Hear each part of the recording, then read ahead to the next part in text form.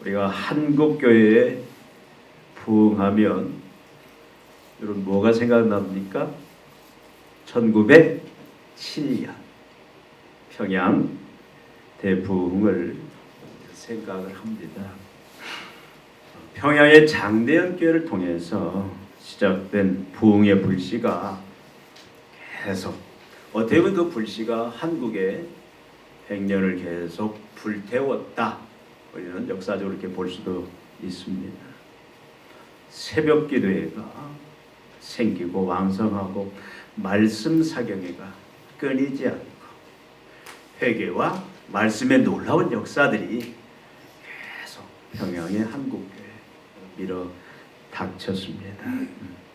여러분, 평양 대부흥으로 인해서 한국의 개신교 숫자가 배로 늘어난 것을 알 수가 있습니다. 1905년 당시 기독교인 수가 약 37,407명이었대요. 캐톨릭이 더 많았습니다. 캐톨릭은 64,070명이었는데 1907년 이 평양 대부흥의 운동을 통해서 개신교 숫자가 72,968명으로 늘었다. 놀라운 숫자적인 변화뿐만 아니라 사회의 신분 타파들, 모든 이 부정 부조리, 오늘이 3.1절이죠. 어떻게 보면 이 운동이 계속해서 사랑, 불의와 또 이런 잘못된 유괴항거하는 3.1 운동까지 이어지는 것을 알 수가 있습니다. 이 평양 대부흥 운동에 불씨를 붙인 자가 그 당시 최초의 한국 목사님 길선주 장로님이었어요. 이분의 회개 운동으로부터 놀라운 부흥의 운동이 일어납니다. 말씀 앞에 회개함으로 인해서. 근데 이 길선주 목사님이 잘 아는 것처럼 독립선언 기록된 그 사람 중에 한 분이죠. 그 이후에 우리 한국교회는 참 놀라운 부흥의 그런 축복을 받았습니다. 여러분, 계속해서 끊임없이 부흥하고 800만, 900만, 어떤 사람은 1000만에 육박한다라고 한국교회가 계속 부흥하고 세계 선교의 주축을 감당하는 그런 교회들로 성장을 했습니다. 그럼 한국에 교회가 많죠. 막 5만여, 6만여 교회, 목회자가 12만, 13만 명. 놀라운 부흥의 역사들이 옛날에는 그런 이야기 하지 않았습니까? 보이는 게 십자가였다. 저 대학 때만 해도 놀라운 이 복음의 막 열매들이 맺힙니다. 전에도 여러 번 말씀드렸지만 캠퍼스에서 10명 전도하면 한 6명이 예수를 영접해요. 그만큼 부흥의 시대가 한국에 계속 흘러왔습니다. 그런데 지금은 한국교회가 침체기를 지나서 쇠퇴기다, 그렇게 많이 평가를 합니다. 여러분, 망해가는 유럽교회와 미국교회의 전철을 밟아가고 있다라고 그렇게 아주 비관적으로 이야기하는 사람들도 있어요. 저는 물론 그렇게까지 생각은 하진 않지만 여러분, 유럽교회를 보십시오. 한때 종교개혁의 불길이 타올랐던 그 유럽 땅에 지금 교회들이 어떻게 변했느냐. 이미 오래전에 그 교회들이 카페로 변하고 술집으로 변하고 박물관으로 다 변해버렸어요.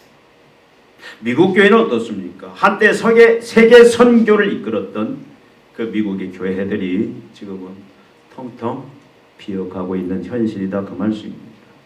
무엇이 문제일까? 그렇다면 그 문제에 대한 해답은 과연 무엇일까? 저 한국교회를 여러 가지 참 많은 이유들을 들지만 참 어렵다. 근데 과연 이 문제와 이 문제에 대한 해답은 무엇일까? 그런데 오늘 말씀에 보면, 이 본문에 보면은 그 문제와 해답이 우리에게 잘 제시되어 있는 것을 알 수가 있습니다. 여러분, 오늘 계속 살펴보는 것처럼 오늘 본문은 이스라엘 백성들이 죄로 말미암아 70년 동안 바벨론에 포로 생활을 해요. 그 당시 북왕국은 이미 다 망했죠. 망하고 남왕국 유다 지파와 베냐민 지파 중심으로 예루살렘 중심으로 있었는데 그 당시 인구가 포로로 끌려가기 전에 12만에서 15만 정도 되었다고 그래요. 근데 많은 수가 이제 끌려가고 거기서 70년 동안 포로 생활을 합니다. 근데 70년 후에 하나님께서 약속하신 대로 다시 그들이 예루살렘으로 돌아와요. 1차, 2차에 의해서 이 본문 전에 벌써 1차, 2차, 3차 귀환이 이루어집니다. 근데 우리 잘 아는 처럼 한 5만여 명이 다시 예루살렘으로 복귀하는데 그게 언제냐면 1차가 BC 538년, 지금 오늘 본문으로 보자면 93년 전에 1차 귀환이 이루어졌어요. 여러분들이 왜 귀환했습니까? 예루살렘에 하나님께서 약속하셨잖아요. 내가 다시 이스라엘의 영광을 일으켜 주겠다. 하나님 나라의 영광, 예배 공동체로서 그 영광을 다시 회복시켜 주겠다. 온 세상을 향하여 온 세상을 하나님을 예배하는 예배 공동체로 만드는 그 사명을 감당하는 그 영광과 특권을 주겠다. 그렇게 그 사명, 그 영광 가운데 그들이 예루살렘으로 돌아옵니다. 근데 돌아온 사람들은 대개 보면은 바벨론에서 태어난 포로 2세대 아니면 3세대가 거의 저축을 이룬 것을 우리는 알 수가 있습니다. 그들이 돌아왔으면 바로요, 하나님께서 약속하신 대로 하나님의 나라, 온 세상을 향해 하나님의 영광을 펼치는 그런 하나님의 영광이 충만한 그런 예배 공동체를 만들어야 되는데도 불구하고 지금 93년이 지났는데 여러분 어떤 상태입니까? 무기력해요. 세상 말로 동네 북이 되어서 이리 치이고 저리 치이는 아주 무기력한 그런 삶의 모습을 봅니다. 느헤미야는 이 당시 술 맡은 관원장, 그 당시 페르시아의 아닥사스다 왕의 술 맡은 관원장으로 놀라운 권세를 가지고 있었는데 그의 귀에 들려온 게 뭐였습니까?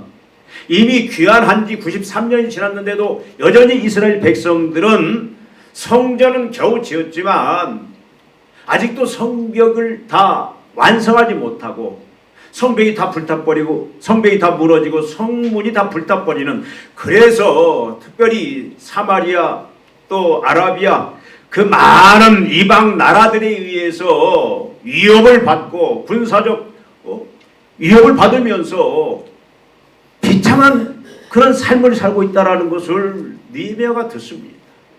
그러니까 실제적으로 예루살렘 성이 다 회파되어 버렸어요. 안전망이 다 무너졌다 그 말이에요. 다 불탔습니다. 이방 나라 주위 나라들의 그런 방해와 군사 위협에서 날마다 걱정과 근심과 두려움 속에서 사는 그런 무기력한 모습, 어떻게 보면 이것이 계속되어서 하나의 패배주의에 익숙해져 있어요. 패배주의. 우리는 할 수 없다. 그냥 이렇게 영원히 참 무기력하게 우리는 살 수밖에 없다. 우리에게는 그런 자생 능력이 없다. 그렇게 자포자기하고 있는 그런 그 상황이 이 본문의 배경이었습니다. 이들은 정체성을 잃어버렸어요. 지금 하나님 앞에서 이 사명을 감당해야 될 포로에서 돌아온 이들은 여러분 히브리어보다는 아람어에 더 익숙한 사람들이에요. 여러분 하나님의 말씀은 다 히브리어로 기록됐는데 그 당시 바벨론에서 사용했던 그 언어에 익숙한 자들이고 그들은 하나님보다도 바벨론의 신에 더 익숙한, 그리고 하나님 나라의 가치관 문화관보다는 바벨론의 가치관 문화관에 아주 깊이 길들여져 있는 그런 자들이었던 걸 우리가 이 느헤미야 전체 속에서 우리는 알아볼 수가 있습니다. 이방인 여인과 돌아와서도 계속 하나님이 금했음에도 불구하고 이방 여인과 통혼을 하고 계속 세속되어가는 모습이 지금 이 당시에 이스라엘 백성들의 모습이었다 그 말씀입니다. 물론 바벨론의 포로로 있는 기간 동안에는 성전 예배가 이미 없어요. 공적인 성전 예배가 사라졌고 이곳에 와서도 예배가 중단되었습니다. 예배가 소홀히해졌습니다. 말씀 속에 보니까 안식일을 무시했다. 안식일을 제대로 지키지 아니했다. 여러분 안식일을 왜 지킵니까? 전에도 말씀드렸듯이 우리가 안식일 오늘 우리가 주일을 지키는 이유는 단 한 가지예요. 하나님에 대한 신앙 고백입니다. 내가 사랑하는, 내가 믿고 의지하는 그 하나님이 창조주다. 우주 만물을 만드시고 지금도 다스리시는 모든 주인, 내 생사 여탈권과 내 모든 화복을 주장하시는 하나님이다. 어떤 하나님이 외에는 이걸 주장하는 적 없다. 이 고백이 뭐냐면 안식일을 지키는 그 중요한 믿음의 핵심입니다. 여러분 우리를 안녕과 평안을 우리를 구원으로 이끄는 게 뭡니까? 세상의 돈이에요? 아닙니다. 권력이에요? 아닙니다. 우리 진정한 구원에 이르게 하는 구원의 주체는 누구냐? 하나님입니다. 우리가 안식일을 왜 지키며 왜 주일을 지킵니까? 하나님 우리에게 물어봐요. 네가 나를 창조주로 믿느냐? 네 모든 생사 화복을 내가 주관하는 걸 믿느냐? 내가 너를 구원한 구원자로 믿느냐? 예수 그리스도의 십자가의 대속의 죽음을 통해서 내가 너를 내 전체 생명으로 너를 구원한 것을 나를 구원자로 믿느냐? 그러면 증명해봐라. 말로만이 아니라 그 증명이 뭐냐면 주일을, 안식일을 온전히 하나님을 위해서, 하나님의 영광을 위해서 모든 시간과 생명과 물질 모든 것을 다 드림으로 표현해내는 것이 안식일의 그 의미인데 이들에게는 지금 그 안식일을 지키는 모습이 전혀 없었다 그 말씀입니다. 그뿐만이 아닙니다. 안식일을 무시할 뿐만 아니라 성경에 보니까 성전 헌물을 바치지 아니했다. 여러분 오해하지 마십시오. 이 말은 무슨 말이냐면 11조를 드리지 아니했다. 여러분 11조의 의미가 뭡니까? 11조의 의미는 우리의 모든 소득이 어떤 소득이든 내가 수고해서 얻었지만 근본적으로 이 소득은 누구로부터 왔다? 하나님. 나에게 일할 수 있는 건강도 주시고 지혜도 주셔서 또 우리가 열심히 수고했는데 어떤 경우는 수고 속에 전혀 그 수고가 빈손으로 끝날 경우가 있습니다. 근데 모든 그 배후에는 누가? 하나님이 역사하셨다. 물질의 주인이신 하나님께서 나에게 이런 소득을 주셨다. 그 신앙 고백이에요. 그래서 모든 주인이 하나님의 것이다 라는 고백이 그 당시에 11조였는데 이게 없었다. 그 말은 무슨 말이에요? 지금 여기 이 이스라엘 백성들은 하나님을 무시했다 그 말이에요. 하나님의 말씀을 무시했다 그 말입니다. 심각한 것은 뭐냐면 이들은 하나님의 말씀을 듣지도 못했습니다. 하나님의 말씀이 그들에게는 없었어요. 자기 생각에 따라 살아가는 그런 모습이었는데 여러분 이런 모습은 오늘날 우리 교회들의 모습과 겹치지 않습니까?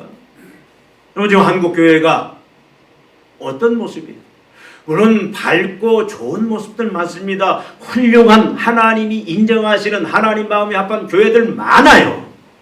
그럼에도 불구하고 그렇지 못한 교회들이 자꾸 드러납니다. 그건 뭐냐면 교회와 세상의 구분이 없어져 간다. 성도와 불신자들의 구분이 없어져 간다. 분명히 성도와 불신자들은 구분이 분명히 있어야 되는 거예요. 달라야 돼요. 여러분 성도라는 것이 뭡니까? 거룩한 자. 거룩이 뭡니까? 구별되었다라는 거 아닙니까? 구별되었다. 세상과 세상 사람들과 구별되었다. 이게 성도의 모습인데 이제는 자꾸 섞여갑니다. 세속화되어 갑니다. 저 사람이 성도지 하나님의 거룩한 구원받은 백성인지 구분이 안 돼요. 정체성이 없이 살아가는 그런 시대에 우리가 살아가고 있다 그 말씀이에요. 자꾸 세상은 교회 안에도 이미 기복주의, 물질주의, 번영신학이 이미 교회 안에 들어와서 성도들을 움직이고 있습니다. 여러분 영과 진리의 예배를 드린다고 하지만 영과 진리의 예배가 이미 많이 사라져가고 있어요. 변형되어 가고 있습니다. 우리가 말씀을 듣지만 그 말씀이 나를 변화시키는 살아있는 말씀, 내 영혼과 골수를 찔러 쪼개게 하는 그런 능력의 말씀들이 점점 사라져가고 있다 그 말씀이에요. 말씀을 들어도 그냥 곰발바닥 소발바닥처럼 전혀 반응이 없어. 눈물도 없고 기쁨도 없고 변화도 없고 이것이 지금 한국교회 모습이 아닌가. 누가 그렇게 평가를 합니다. 귀에 듣기 좋은 말, 참 나를 그냥 위로해 주는 말, 이런 말에 그냥 그거를 우리는 더 환호를 하고 죄를 이야기하고 회개를 이야기하고 거룩을 이야기하고 세상과 구별된 십자가를 지라는 그런 말씀은 뭔가 부담스럽고 자꾸 튕겨내는 그런 모습들이. 그래서 보면은요, 요즘은 유튜브에 너무 많은 설교가 있어요. 근데 대개 보면은 제가 성향을 보니까 어떤 분은 한 사람의 그 설교만 계속 들어요. 밥을 먹어도 쌀밥만 계속 먹듯이. 그건 뭐냐면 자기 취향에 맞게 하나님의 말씀도 자기 취향에 따라서 선택하는 그런 시대. 근데 대부분 그 취향이 뭐냐면 부담스러운 것. 예전은 거룩해야 된다. 십자가를 져야 된다. 하나님의 사명을 위해서는 이런 내가 시간과 물질과 생명을 바쳐서 충성해야 된다. 이런 말씀은 막 뭔가 부담스러워. 그냥 위로해주고 복받고 이런 말씀으로 우리가 많이 흘러가고 있어요. 유튜브에 많은 말씀들도 여러 종류의 말씀. 근데 살아있는 우리의 영혼과 골수를 찔러 우리를 변화시키는 말씀이 사라져가고 있다. 말씀으로는 눈물이 없어요. 회개가 없어요. 말씀으로 인한 그 회개 이후에 오는 그런 기쁨과 평강이 없다. 그 말씀이 세속화되어 갑니다. 교회가 무기력해집니다. 교회가 동네 북이 되어가고 있어요. 그런데 오늘 말씀에 이렇게 자포자기와 패배주의와 무기력, 절망과 두려움에 살던 지금 이 이스라엘 백성들에게 놀라운 회복과 부흥의 역사가 오늘 본문에 보면은 시작되는 걸 알 수가 있습니다. 여러분, 하나님께서 주도적으로 지금 이스라엘 백성들이 다시 포로에서 돌아온 것은 온 세상에 하나님의 영광을 마음껏 드러내는 가장 존귀하고 아름다운 하나님 나라의 그 공동체의 모습을 회복을 해야 되는 거예요. 예배의 공동체의 모습. 그래서 세상 사람들을 다 예배의 세상으로 만들어 가서 모든 사람들에게 자유와 기쁨과 평강을 주는 그 역할을 감당해야 되는 이들이 무기력한 모습인데 하나님께서 드디어 그 일을 시작하셨다. 그 말씀입니다. 여러분, 하나님께서 어떻게 시작하시냐 보면 남은 자를 통해서 그 일을 시작하십니다. 여러분, 남은 자란 말 많이 들어봤죠? 여러분, 구약에 있는 모든 이스라엘 백성들이 다 구원받은 건 아닙니다. 거기는 남은 자가 있어요. 하나님께서 분명히 하나님의 그 하나님 나라를 이 땅에 세워가는, 확장해가고 완성해가는 이 세상을 하나님을 예배하는 예배 공동체로 만들어가는 그 하나님의 일을 하실 때는 사람을 통해서 하시는데 모든 사람이 거기에 다 참여한 건 아니다라는 거예요. 전에도 말씀드린 것처럼 가인 대신에 아벨을 통해서, 죽은 아벨 대신에 셋을 통해서 그 셋의 계열이 나중에 노아, 셈, 경건의 계열, 아브라함, 이삭, 야곱 쭉 그렇게 이어져 가요. 그리고 이에 다윗, 그리고 오늘 말씀에도 등장하는 느헤미야라든가 에스라라든가 우리가 지난주에 살펴봤던 그 명단에 기록된 하나님이 특별히 은혜로 선택한 준비한 이 자들, 이들을 통해서 하나님이 일을 이루어 가시는데 분명히 지금 하나님께서 이스라엘을 완전히 회복과 부흥의 그런 공동체로 만들기 위해서 하나님은 어떻게 하셨냐? 남은 자를 준비하셨다. 여러분, 느헤미야를 준비하셨어요. 느헤미야 이름이 뭐죠? 느헤미야 이름의 의미는 느헤미야, 하나님의 위로란 말입니다. 하나님의 격려, 하나님의 위로. 여러분, 이 시대에 하나님의 위로가 없습니다. 이 당시에 하나님의 위로가 없었어요. 다 절망이었어요. 근데 하나님께서는 느헤미야를 통해서 어떻게 하십니까? 그 당시 전 세계를 지배하는 페르시아의 아닥사스다 왕의 그 마음을 움직여서 아닥사스다 왕이 전폭적으로 지지해서 어떻게 합니까? 지금 이스라엘 총독으로 와요. 그리고 뭐 했죠? 우리가 살펴본 것처럼 52일 만에 기적을 일으켜요. 그 무너진 성벽을 또 다 불타버린 성문을 52일 만에 백성들이 참여해서 많은 숫자가 아닌데도 여러분 그 성벽을 쌓을 만한 재료들이 충분하지 않은데도 불구하고 이들은 50일 만에 기적적으로 성문과 성벽을 완성을 합니다. 누구를 통해서? 느헤미야가 앞장서서.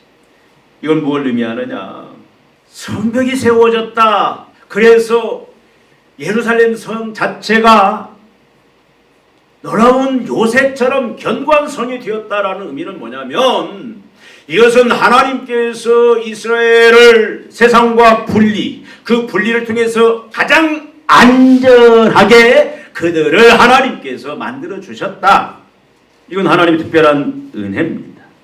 하나님께서는 느헤미야를 통해서 이스라엘을 온전한 회복과 부흥의 그런 공동체로 하나님의 영광이 충만한 예배 공동체로 회복하기 위해서 느헤미야를 통해서 온 백성들을 동원해서 그 성벽을 다 쌓게 하는데 이것은 바로 뭘 의미하느냐?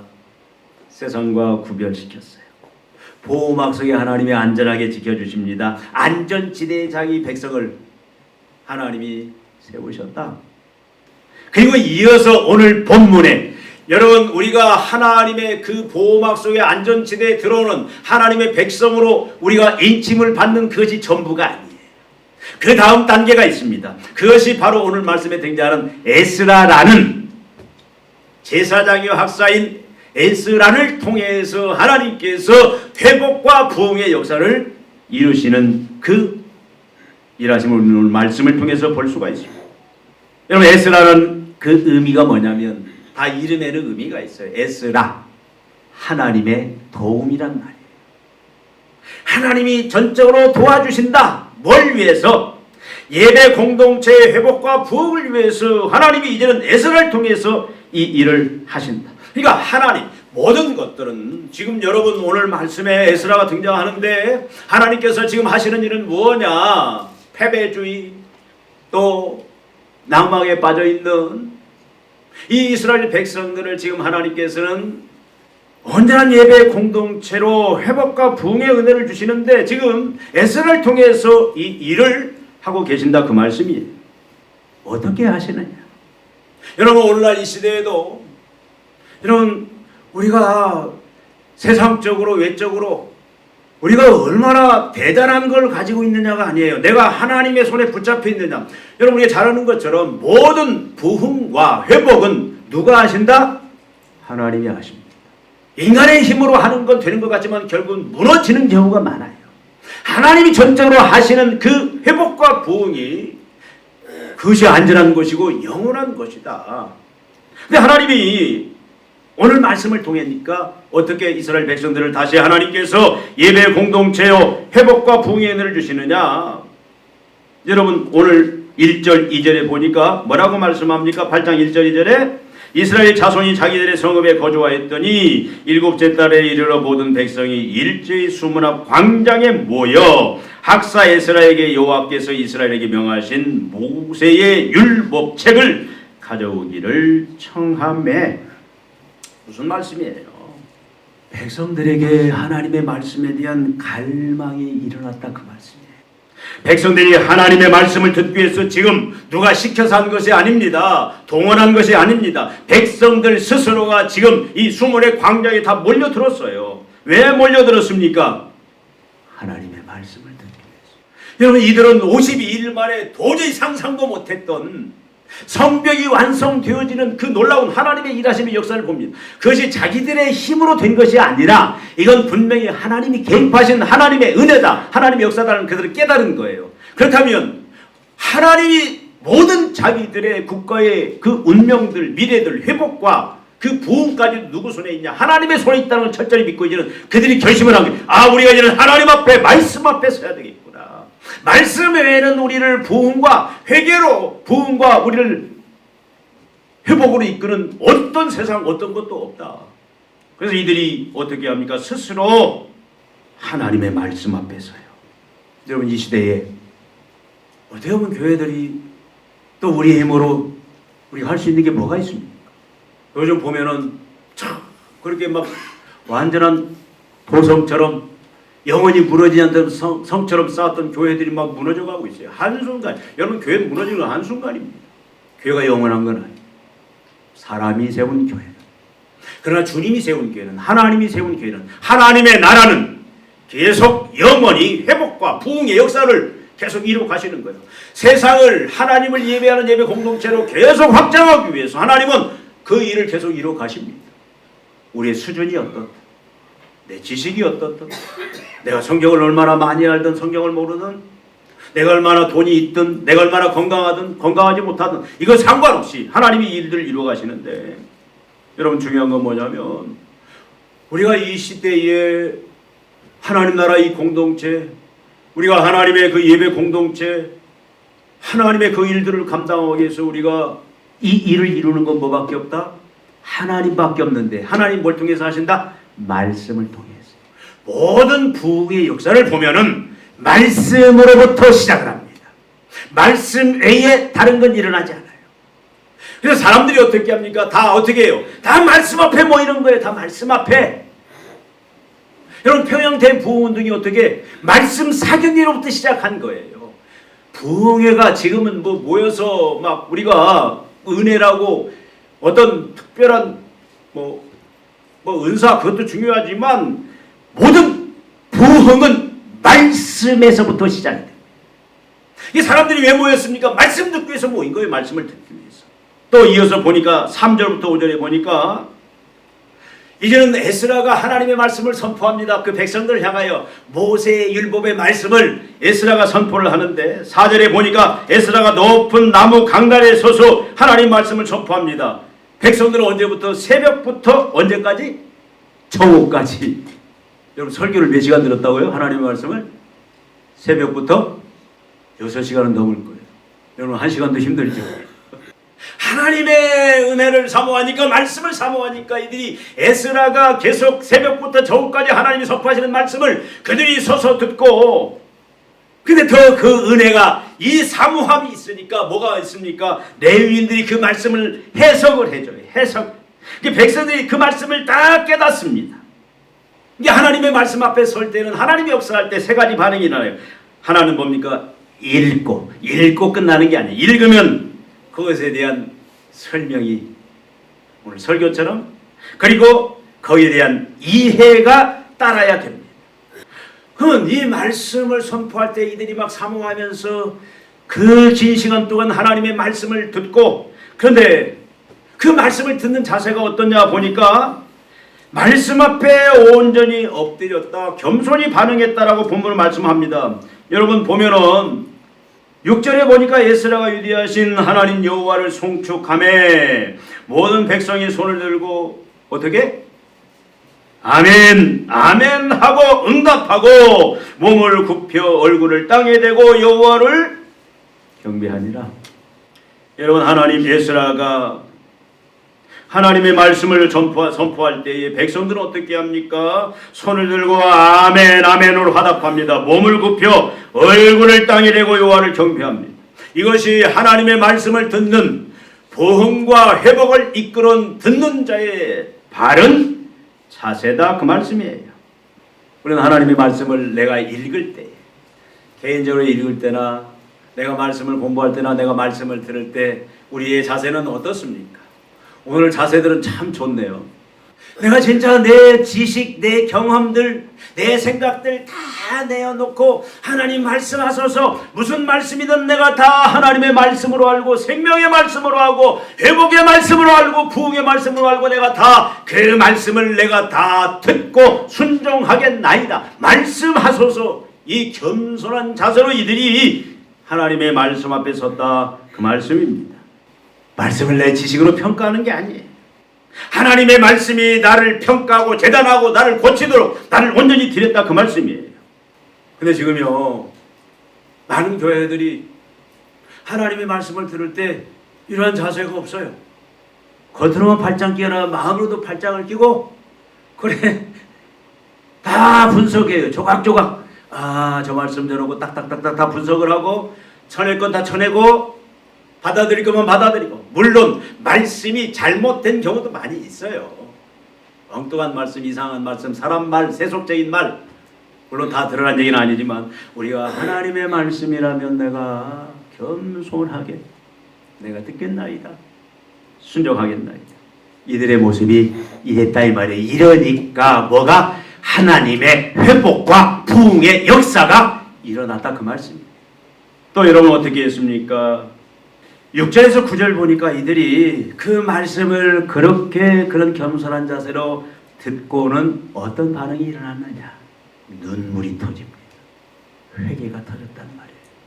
여러분, 말씀이 내 영혼을 터치하면, 하나님의 살아있는 말씀이, 우리 영혼과 골수를 쪼개는 하나님의 이 생명의 말씀이, 살아있는 말씀이 내 영혼을 터치하기 시작하면은요, 우리는 무슨 반응이 일어나느냐? 제일 먼저 일어나는 게 회개입니다. 말씀 앞에. 여러분, 평양 대부흥운동이 그렇게 일어난 거예요. 길선조 목사님이 처음에 회개운동을 하는데 이 하나님의 말씀이 그 영혼을 터치하니까 길선조 목사님이 무슨 일이 있었느냐? 그 당시는 장로였는데 길선조 목사님이 자기 친구가 죽었는데 그 재산을 관리하라고 그랬는데 그 부인한테 재산을 자기가 일부를 속이고 조금만 준 거예요. 이걸 막 교인 한 1,500명 모인 그 당시에 1,500명이 모인 자리에서 같이 기도를 하는데 거기서 여러분 그걸 회개를 하는 거예요. 말씀이 그의 심령을 터치하니까 내가 하나님 앞에서 이런 죄를 지었다. 내 친구가 남긴 그 재산을 내가 횡령했다. 여러분 이게 쉽습니까? 그리고 내가 이것을 갚겠다. 그리고 당장 그걸 갚아내는데 여러분 그 주위에 있는 사람들이 다 이런 회개운동이 막 벌어지는 거예요. 회개운동이. 그러면 회개로 끝나는 게 아닙니다. 회개는 반드시 뭐가 있어요? 여러분 우리가 하나님 앞에 회개했으면 마음이 편안해야 돼요. 자유로워야 돼요. 근데 우리는 어떤 때는 회개를 했는데 계속 찜찜한 경우가 있습니다. 그건 잘못된 회개예요. 이 길선조 목사님 그 말씀 앞에 막 하나님 앞에 그 죄 도적질하지 말라. 그 자기 욕망 때문에 물질 얼마를 숨겼는데 그것이 막 하나님 말씀이 자기를 터치하니까 막 땅을 치고 하나님 앞에 먼저 성도들 앞에 고백하고 내가 잘못했습니다. 하나님 앞에 고백하고 성도들한테 고백하고 내가 그거 갚겠습니다. 이 회개운동이 막 번져나니까 그 안에 있는 성도들이 너도 나도 다 막 회개 하나님의 말씀이 하니까 그런 역사들이 그러면 완전한 회개는 하나님 앞에서의 회개와 내가 책임질 것들을 책임지는 그 온전한 회개 속에는 다음에 뭐가 온 줄 아세요? 기쁨이 오고 평강이 옵니다. 얼마나 기쁜지 얼마나 평강. 너희들만 안식이니까 즐거워하라. 막 즐거워하고. 그래서 여러분 눈물과 기쁨의 이런 놀라운 역사들이 말씀을 통해서 일어났다. 어느 시대? 그 시대에 느헤미야 시대에 회개와 말씀을 통해서 하나님의 역사가 회복의 역사와 부흥의 역사가 말씀을 통한 회개와 기쁨이 충만해지는 그 역사 속에서 왔다. 그리고 10절부터 16절에 보니까 거기서 멈춘 게 아니라 말씀에 대한 순종과 이제는 실천의 변화가 일어나는 것을 우리는 알 수가 있습니다. 여러분 10절에 보니까 느헤미야가 또 그들에게 이르기를 너희는 가서 살찐 것을 먹고 단 것을 마시되 준비하지 못한 자에게는 나누어 주라. 이날은 우리 주의 성일이니 근심하지 말라. 여호와로 인하여 기뻐하는 것이 너희 힘이니라. 이거 뭘 말합니까?